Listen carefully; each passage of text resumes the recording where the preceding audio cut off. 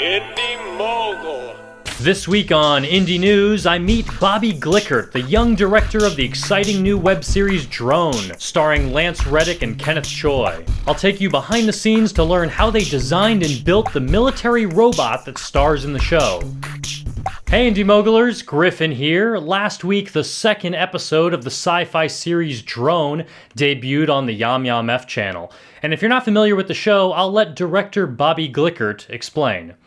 Drone is set in the near future where there are humanoid attack drones. Not only are drones flying overhead in the sky, we have ground forces. One robot in particular. Make it look like one of his own men did it. And goes rogue because it's got a morality protocol. And getting hunted by the forces that employed him in the first place. The production value of Drone is incredible, and it makes other YouTube shows like this one look like garbage. And they're doing it on an indie filmmaking budget, so I jumped at the opportunity to meet the people behind the production. Right now, I'm at the Monster Effects studio in LA to learn more about how they built this awesome robot. Oh, thank you.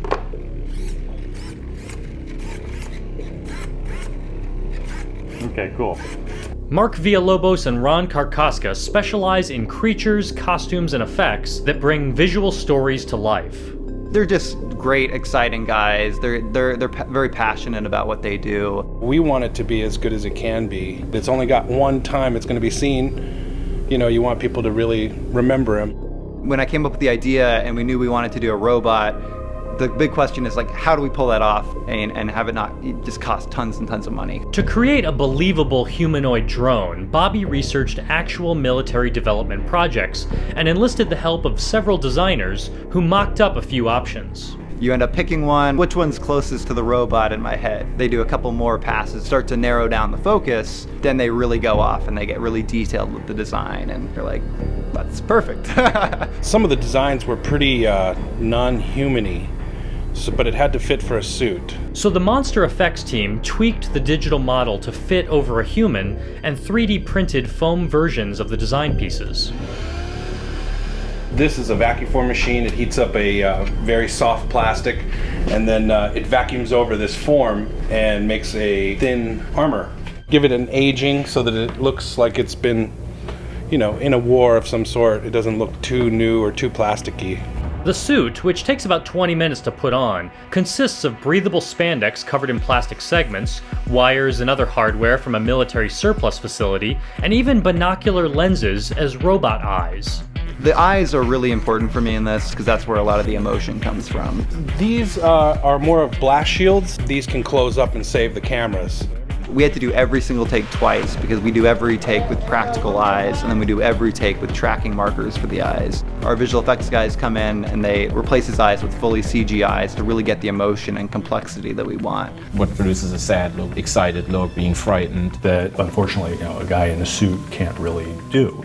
The faceplate is right where a human's vision would be, so that you don't even think about that, you think of these as the eyes. But that means they needed a puppeteer, someone used to limited visibility, to operate inside the suit. For stunts, they swapped in a second faceplate with small eye holes to increase visibility.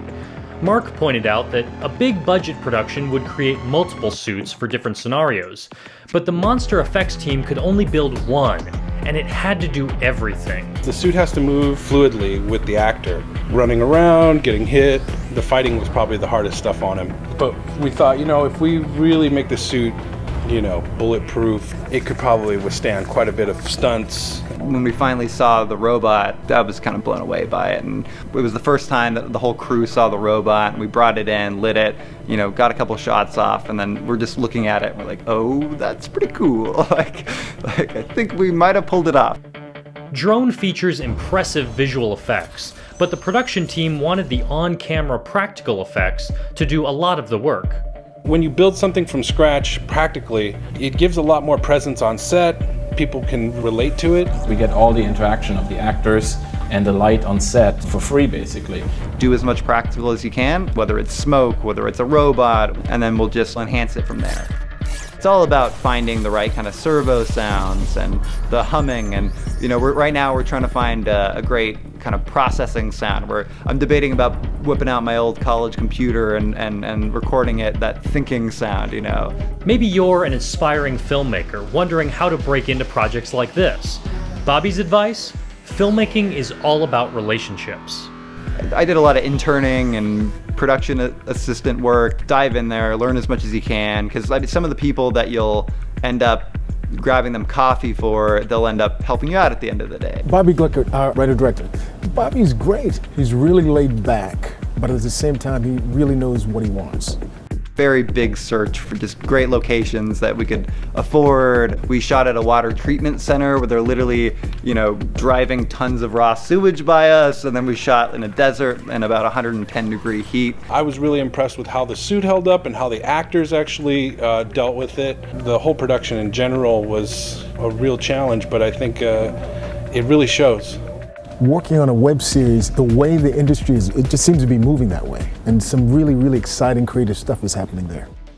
The beginning of the series, the robot's on the run from these covert black op forces. And episode 3 and 4, kind of, at a certain point, he stops running and decides to fight back a little bit. So it's always exciting when you flip a guy in cartwheels 15 feet in the air and have a robot kill a bunch of people. You know, simple pleasures in life. Drone returns with episode 3 on September 27th, so if you don't want to miss that, you should click right here to subscribe to the Yam Yam F channel.